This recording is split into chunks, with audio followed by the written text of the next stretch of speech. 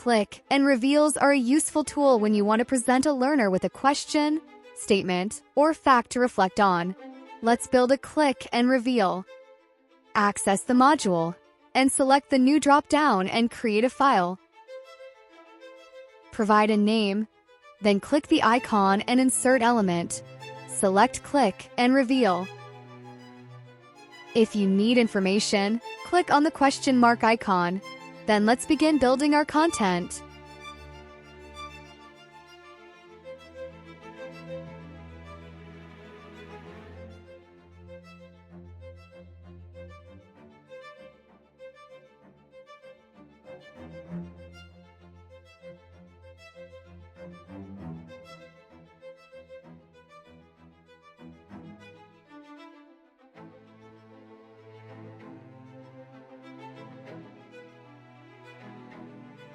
When you're ready, click on Insert and then Save and Close. And that is all to creating a click and reveal. Thanks for watching.